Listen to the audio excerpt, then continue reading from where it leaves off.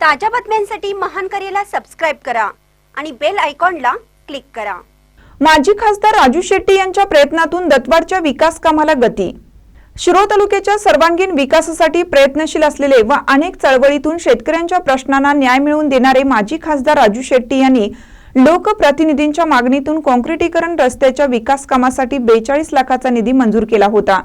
सध्या दत्तवाड येथे दत्त मंदिर ते सदलगा रोड व विकास जाधव ते चंद्रकांत खरपी यांचे घर आदी रस्ता काँक्रिटीकरण विकास कामाच्या प्रसंगी माजी खासदार राजू शेट्टी यांच्या प्रमुख उपस्थितीत सरपंच चंद्रकांत कांबळे यांच्या हस्ते शुभारंभ करण्यात आला। या विकास कामाच्या शुभारंभवेळी स्वाभिमानी युवा आघाडीचे अध्यक्ष विवेक चौगुले, सुकुमार सिद्धनाळे, राजू चौगुले, भुजबली हेमगिरे, देवराज पाटील, बाबूराव पोवार, प्रवीण सुतार, प्रकाश सिद्धनाळे, किरण सुतार, बाळू वडगावे, सचिन हेमगिरे व सुनील सूर्यवंशी आदी मान्यवरांची उपस्थिती लाभली होती।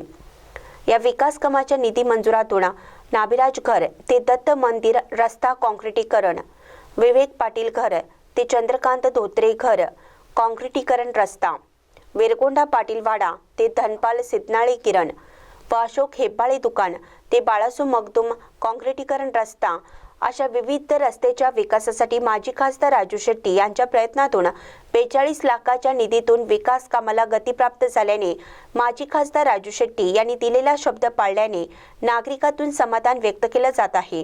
गेली कित्येक वर्ष आंतरिक रस्त्याचं काम रखडल्याने पादचाऱ्यांना त्रास सहन करावा लागत होता।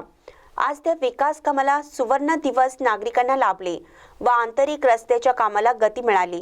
महानकरे न्यूजसाठी संजय सुतार, दत्तवाड।